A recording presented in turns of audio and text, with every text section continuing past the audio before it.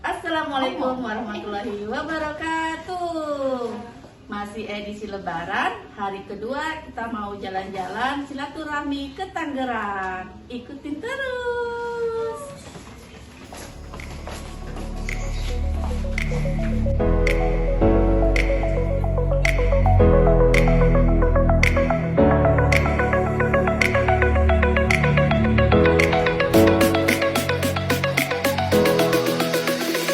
Alhamdulillah kita udah mau sampai nih ke rumah saudaranya Aye.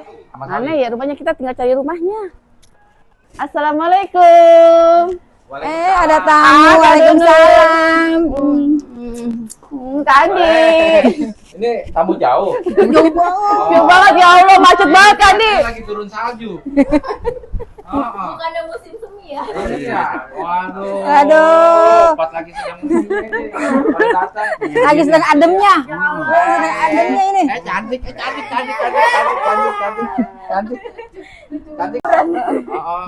Ayo, yang cewek ke dalam dah. Kamu mangku aku bagaimana Mas? Ini terlalu romantis ini, parah. Alhamdulillah nih kita udah sampai ke Cibodas Tangerang, rumah saudara Aye. Jalanannya lumayan ya, agak renggang karena masih hari H Lebaran. Yuk kita ke dalam yuk, kita masih berbincang-bincang dengan saudara. Ayo. Aye hari ini datang berkunjung ke rumah Abang Aye di Karawaci, Tangerang. Begitu masuk, rasanya langsung kelempar ke masa kecil. Dulu Aye selalu bareng abang dan empok Aye ini. Tiap hari ada aja cerita, ada aja tawa. Sekarang mah beda. Udah pada punya jalan hidup masing-masing. Jarak bikin kita jarang ketemu. Kesibukan juga nggak bisa diajak kompromi. Ya, begitulah siklus kehidupan. Makanya, momen lebaran begini jadi waktu yang paling berharga buat Aye. Aye bisa datang, silaturahmi, duduk bareng lagi kayak dulu. Ngobrol ngalor ngidul, ketawa bareng, sambil sesekali keinget masa dulu. Ada rasa hangat, tapi juga nyelip sedikit sedih.